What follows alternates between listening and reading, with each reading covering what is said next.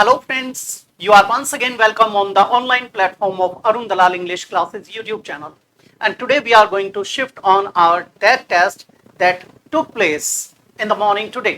आज सुबह जो आपका टेस्ट हुआ था सीईटी हरियाणा का यानी HSSC CET वो 26 जुलाई को जो हुआ है और फर्स्ट शिफ्ट का अर्थात मॉर्निंग शिफ्ट का उसे हम डिस्कस करने जा रहे हैं।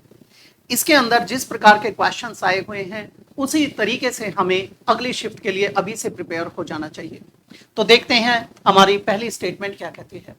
सबसे पहले भिड़ते ही आप लोगों को क्या दिया गया है, यहाँ आपको दिया गया है एक पैराग्राफ, छोटा सा पैराग्राफ यानी कॉम्प्रिहेंशन का पैसेज दिया गया है, इसे समझेंगे। सबसे पहले इसने क्या लिखा है, डिस्पाइट। डिस्पाइट का मतलब क्या होता है बेटे? डिस्पाइट का मतलब होता है इंस्पाइट ऑफ। इंस्पाइट ऑफ का मतलब क्या होता है बेटा? के बावजूद। डिस्पाइट के साथ कभी भी ऑफ नहीं लगाया जाता। ये आपके एरर्स में कई बार पूछा जा चुका है, तो हमें बड़ी सावधानी बरतनी पड़ेगी यहाँ पर कि हम इसमें ना अटके। के बावजूद, किसके बावजूद? The thunderstorm. थंडरस्टॉर्म क्या है बेटे? जब एक जबरदस्त तूफान आया हुआ है, बिजली गरज रही है, बिजली चमक रही है, बादल गरज रहे हैं, जो थंडरिंग हो रही है क्लाउड्स की, तो बेटा थंडरस्टॉर्म। द ओल्ड मैन, जो बूढ़ा आदमी है। अब कौन बूढ़ा आदमी? ये कोई पर्टिकुलर बूढ़ा आदमी है जो वहां पर उपस्थित है। रिमेन्ड सीटेड, वो वहां पर बैठा रहा। कहां पर? ऑन द पोर्च, अपने पोर्च के ऊपर वो एज इट इज बैठा रहा। स्टेयरिंग इनटू द डिस्टेंस, वो एक जगह पर, दूरी पर एक जगह उसने निर्धारित कर रखी है, उसमें वो टकटकी लगाकर देख रहा है। वो एक टक एक ही पोजीशन में, एक ही डायरेक्शन में निहारे जा रहा है। रेन लैश द ग्राउंड, और बरसात बेटे क्या कर रही है? पूरी तरह से आपके ग्राउंड को तरबतर कर रही है। यहां इसका मतलब क्या था कि वहां पर पानी ही पानी हो रहा है। लैश। अब यहां पर एक शब्द का जो प्रयोग किया गया है बड़ा अच्छा, उसे समझने की कोशिश करेंगे। यहां जो ये लैश शब्द आया है, वैसे लैश का मतलब क्या होता है? जब आप कोड़े से, चाबुक से, साटे से किसी को मारते हो, उसके लिए लैश का प्रयोग किया जाता है, यानी विप करना। ठीक है, लेकिन यहां पर इसका मतलब है स्ट्राइक और बीट विद ए विप और स्टिक, ये नहीं, बल्कि इसका मतलब है when it is pouring down, जब मूसलाधार बारिश हो रही है, यानी बरसात बड़ी जबरदस्त है और वो अपने जमीन पे ऐसे पड़ रही है जैसे कि कोड़े बरसाए जा रहे हों। तो यहां पर रेन लैश्ड द ग्राउंड, वो ग्राउंड को पूरी तरह से पीट रही है। अराउंड हिम, उसके चारों तरफ मूसलाधार बरसात हो रही है, लेकिन वो पोर्च पे बैठा हुआ है। But he did not flinch, लेकिन वो टस से मस नहीं हुआ। अब यहां पर इसका मतलब क्या है? वो इधर उधर बिल्कुल भी नहीं भटका, वो एक ही दिशा में क्या है? पूरी तरह से स्थापित है। ठीक है, यानी उसने कोई भी मूवमेंट नहीं की, इधर उधर उसकी दृष्टि भी नहीं गई। His eyes cloudy with age. यहां क्लाउडी का मीनिंग क्या है बेटे? यहां क्लाउडी का मतलब है कि जैसे धुंधली धुंधली हो गई है, यानी उम्र के साथ उसकी आईसाइट कैसी है? थोड़ी सी मध्यम या कमजोर हो गई है। तो वहां पर किसका प्रयोग किया गया है? क्लाउडी, यानी his vision is not clear enough. Fixed on something, वो किसी एक चीज के ऊपर टिका हुआ है, अटका हुआ है। फार बियॉन्ड द हराइजन, क्षितिज के उस पार। ठीक है, वो किसी अपने विचार में मग्न है, वो एक पेंसिव मूड में है, थॉटफुल मूड में है, वो किसी चीज के ऊपर विचार मग्न है। Something only he could see, केवल वही उस चीज को देख सकता है। एक वो चीज जो है उसके सामने केवल वही महसूस कर सकता है, दूसरा आदमी कयास लगा सकता है।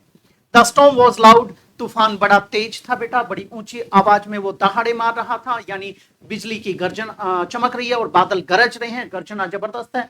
But what ever echoed in his mind was louder, लेकिन जो बाहर एक तूफान आया हुआ है, उससे बड़ा तूफान उसके अंदर आया हुआ है। यानी जो गर्जना बाहर हो रही है, उससे ज्यादा गर्जना वो जिस चीज के बारे में सोच रहा है, वो चीज कर रही है।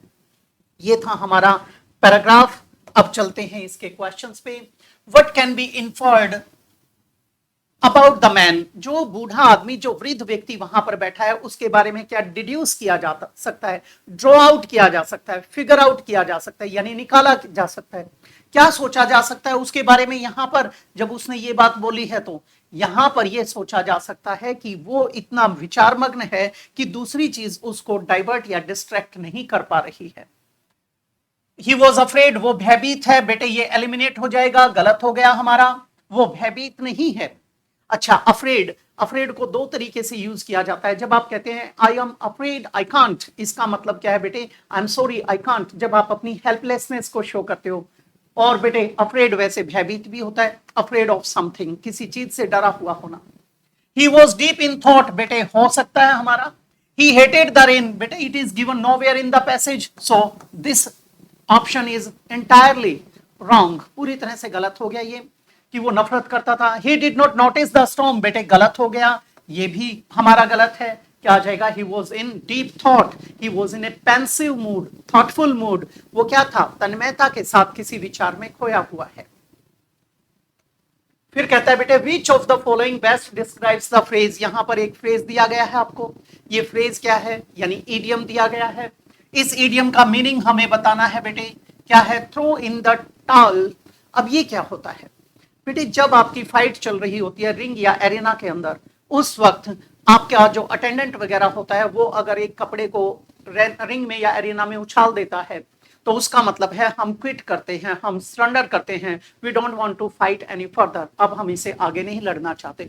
आपने देखा होगा जब कोई कंटेस्टेंट या पार्टिसिपेंट हारना शुरू होता है आपके WWE आदि की फाइट्स में भी, उसमें आपने देखा है कि वो फ्लोर को पीटना शुरू कर देता है, बंदे के अपने राइवल के पीठ के ऊपर थपकी देता है या बाजू पर देता है या थाई के ऊपर थपकी देता है।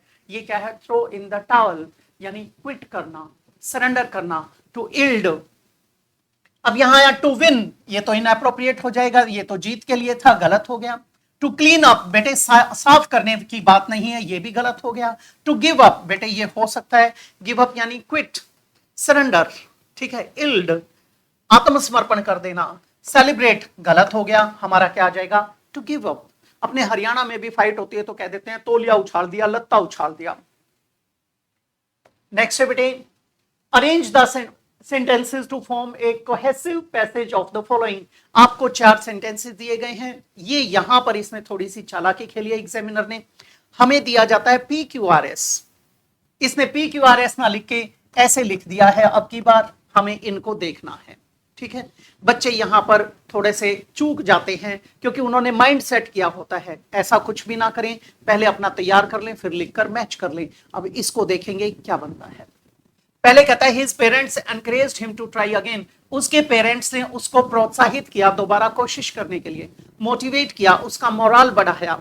अब यहां पर ये हमारा फर्स्ट नहीं हो सकता, क्यों नहीं हो सकता, किस बात के कारण किया, उसका रीजन तो पता चले। He failed the mathematics test, बेटे वो मैथ्स के टेस्ट में, गणित के टेस्ट में, इम्तिहान में फेल हो गया था, असफल हो गया था, इसका मतलब है पहले वो फेल हुआ है फिर पेरेंट्स से मोटिवेट किया है। He studied hard for the next one, वो अगले एग्जाम के लिए क्या करता है, उसने कठिन परिश्रम किया, उसने जबरदस्त तरीके से पढ़ाई की। फिर कहता है eventually he passed with good marks, और फिर इसका रिजल्ट क्या निकला, as a result of his efforts he succeeded in the exam. अब ये बन जाएगा, इसका मतलब क्या है, पहले बच्चा फेल हुआ है, फिर उसके पेरेंट्स ने उसको मोटिवेट किया है, उसे प्रोत्साहित किया है, फिर उसने कठिन परिश्रम किया है और फिर उसका परिणाम क्या निकला, वो पास हो गया। इसका मतलब ये है, पहले हम किसको लेंगे, सेकंड को। अब सेकंड से हमारे पास 2 आए हैं, पहला एलिमिनेट हो गया, सेकंड एलिमिनेट हो गया, बच गई ये। सेकंड के बाद क्या है, he failed in the mathematics test, फिर है हिज पेरेंट्स एनकरेज्ड हिम, उसके पेरेंट्स ने उसको एनकरेज किया, फर्स्ट आएगा, हमारा ये भी कट गया, हमारा क्या आ जाएगा, D option, second, first, third and fourth, ये बन जाएगा हमारा सीक्वेंस। तो बेटा तरीके से करने की कोशिश करें और थोड़ी सी पेशेंस रखें, जल्दी ना करें बिल्कुल भी। Fill in the blank with the correct tense, ये आपके टेंस से रिलेटेड है। By the time, by the time की जगह पर हम क्या लिख सकते थे, बिफोर भी लिख सकते थे, बिफोर का प्रयोग भी किया जा सकता है। अब इसे समझेंगे बेटा, आप लोगों ने बचपन में एक सेंटेंस पढ़ा था, वो सेंटेंस कौन सा था, डॉक्टर के आने से पहले रोगी मर चुका था। अब यहां पर वही स्टेटमेंट लिखी है उसने, यहां पर अराइव्ड जो दिया है, by the time we arrived, ये क्या है, वर्ब का सेकंड फॉर्म है, यानी पास्ट इंडेफिनिट टेंस। इसका मतलब क्या हुआ, इसका मतलब ये हुआ बेटे कि जब तक हम पहुंचे, क्या है, ऑल द शो डैश, जो शो है, जो खेल है, तमाशा है, वो शुरू हो चुका था। अब ये बात बनेगी। बाय द टाइम का प्रयोग 2 जगह पे किया जाता है, एक तो ऐसे किया जाता है प्रेजेंट को बताने के लिए, एक तो पास्ट को बताने के लिए, एक प्रेजेंट वाली सेंस में भी होता है। फॉर एग्जांपल राजा जब तक घर पहुंचेगा उसकी माता जी उसके लिए भोजन तैयार कर चुकी होंगी। अब यहां पर बाय द टाइम या बिफोर लगा सकते हैं हम, लेकिन वहां कॉन्सेप्ट चेंज हो जाएगा। वो गया नहीं है, जाएगा, फ्यूचर की बात है। प्रेजेंट में वो अभी पहुंचेगा और फिर क्या होगा, माता जी पहले ही कर चुकी होंगी इन एडवांस। और ये दूसरा कॉन्सेप्ट होता है, इसमें क्या आता है, पास्ट के बारे में बात की गई है। तो यहां पर ये काम होने से पहले वो शुरू हो चुका तो हम कौन सा टेंस लगाते हैं, परफेक्ट टेंस, क्योंकि कंप्लीशन को शो करता है। विल स्टार्ट गलत हो गया क्योंकि ये तो फ्यूचर को बता रहा है। स्टार्ट्स ये प्रेजेंट में आ गया, ये भी एलिमिनेट हो गया। हैज भी प्रेजेंट को बता रहा है, ये भी एलिमिनेट हो गया। हमारा क्या आ जाएगा, हैड स्टार्टेड, ये बन जाएगा। आगे बेटे, rewrite the following sentence in A passive voice. इसका मतलब हमें एक्टिव दिया गया है, हमें उसका क्या करना है, पैसिव बनाना है। अब यहां पर दिया उसने समवन, समवन हमारा क्या है, subject of the statement. Is हमारा क्या है बेटे, हेल्पिंग वर्ब। वॉचिंग क्या आया, V1 ING यानी प्रेजेंट पार्टिसिपल। जब आपका V1 ING आता है, प्रेजेंट पार्टिसिपल आता है, तो पैसिव बनाते हो तो इसमें क्या लगा देते हो, बीइंग, और बीइंग के साथ वॉच्ड आ जाएगा। Us is the object of the statement. वो स्टेटमेंट में क्या है, ऑब्जेक्ट है, क्योंकि वॉच करने के एक्शन को उसने रिसीव किया है। अब यहां पर अस का क्या बन जाएगा, वी। हमारे यहां तक सारे के सारे पूरी तरह से सेम है, ये पूरी तरह सही है। उसके बाद इज एम आर आया बेटे, इज एम आर आया तो इसका मतलब वर्ब वाला एलिमिनेट हो गया, हमारा पूरे को काट देंगे। बीइंग वाला चला गया, दो एलिमिनेट हो गए। अब यहां दोनों में क्या है, यहां तक आर दे रखा है, यहां तक दोनों ठीक है। उसके बाद यहां पर क्या आया, आईएनजी, आईएनजी आया तो बीइंग लगेगा, इसका मतलब वॉच्ड गलत हो गया, क्या आ जाएगा, D. We are being watched by someone. यहां एक बात बताना चाहूंगा, हमें यह लिख कर दिया गया है, हमने बाय समवन को इंक्लूड कर लिया, लेकिन ऐसे अगर कोई इनडेफिनेट आपका प्रोनाउन आता है तो उसे ड्रॉप कर दिया जाता है पैसिव वॉइस में। तो 1% अगर आपको कभी ऐसा सेंटेंस दिया गया हो तो बच्चे कंफ्यूज ना हो कि इसमें ऑब्जेक्ट तो आया ही नहीं, ऐसा नहीं है, वो अंडरस्टूड होता है। सो हमारा बन जाएगा, someone is watching us, we are being watched. Next बेटे, which of the following is incorrectly spelled, sorry correctly spelled. जिसकी स्पेलिंग सही है उसका हमें चयन करना है। अब यहां पर हमें थोड़ा सा सोचने की जरूरत होती है, क्या सोचना होता है वो समझेंगे। यहां पर आपको क्या दिया गया है, एक ही वर्ड दिया गया है, वो 4 तरीके से लिखा गया है। इसमें कभी भी चारों को नहीं पढ़ेंगे, आप पहले अपना लिख कर देखेंगे। एक नजर वहां डाली, उस शब्द के बारे में आपने सोचा और सोचकर क्या किया, आपने लिखा। यहां पर आया है इनएविटेबल, ये आ जाएगा INEVITABLE।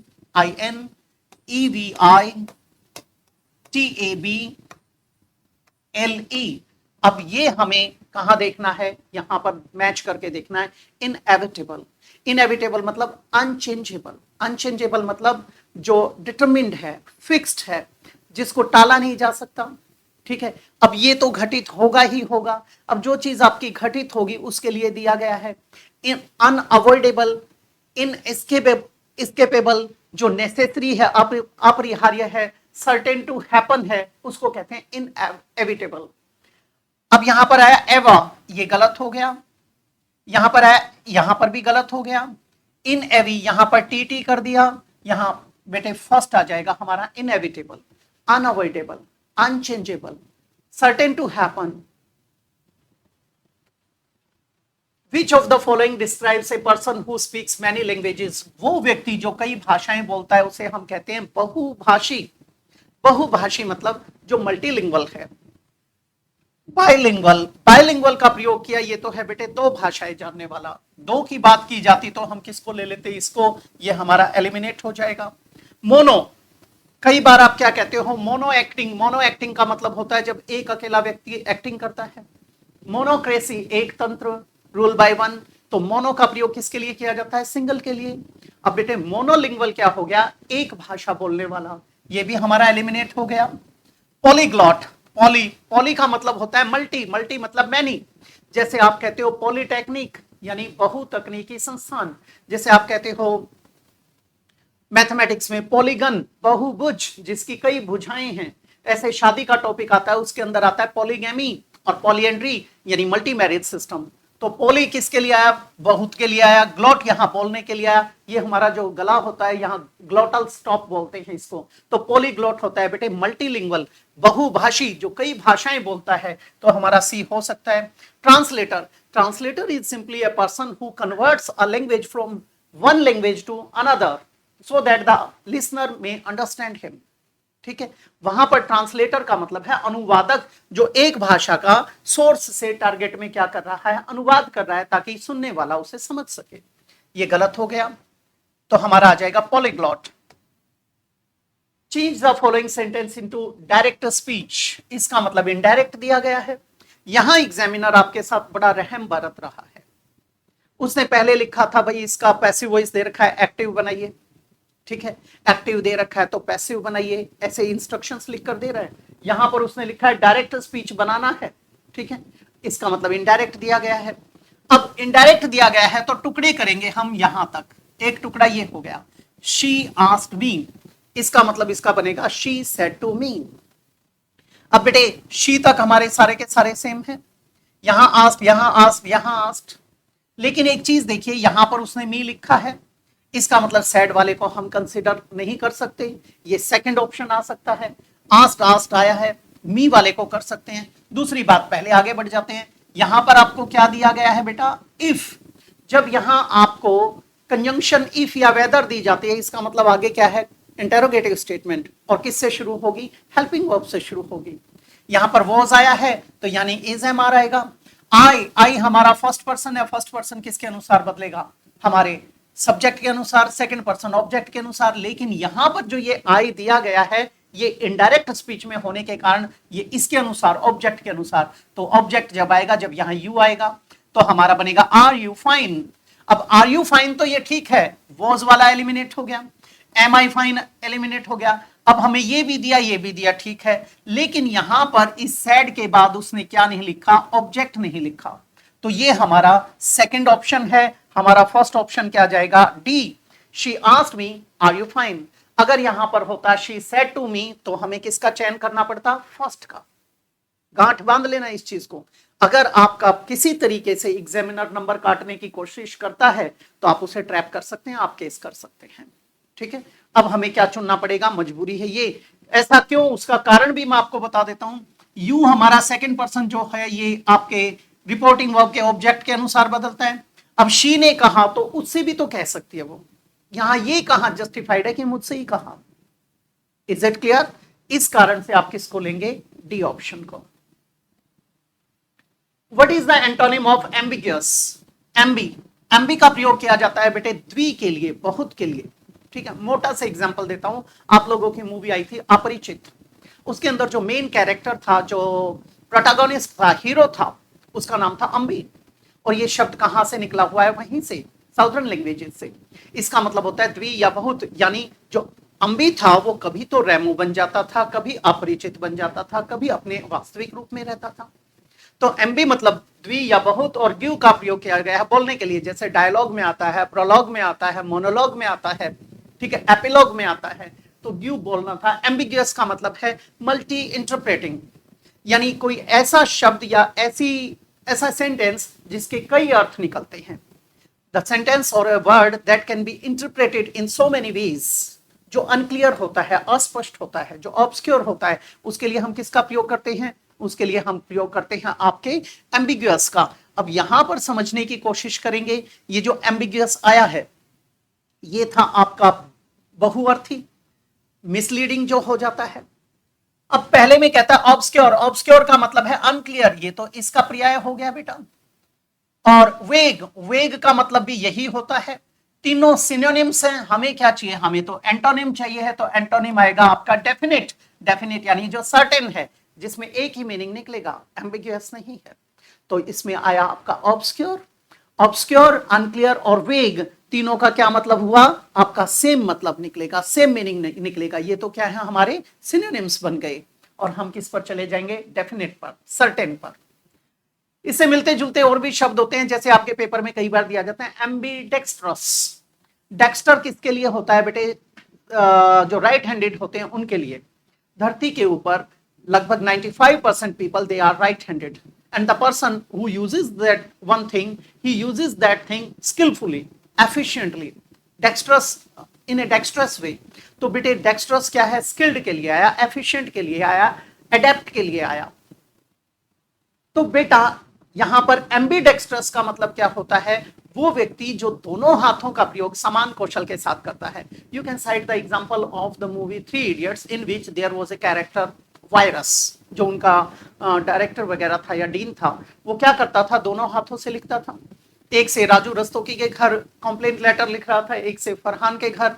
तो उसको हम क्या कहते हैं? एम्बीडेक्स्ट्रस। एक होता है बेटे ambivert, one who is a good combination of both introvert and extrovert qualities, that person is known as ambivert। अंतर्मुखी और बहिर्मुखी दोनों का कॉम्बिनेशन होता है, यानी उभयमुखी, वहां पर भी एम्बी लिखा।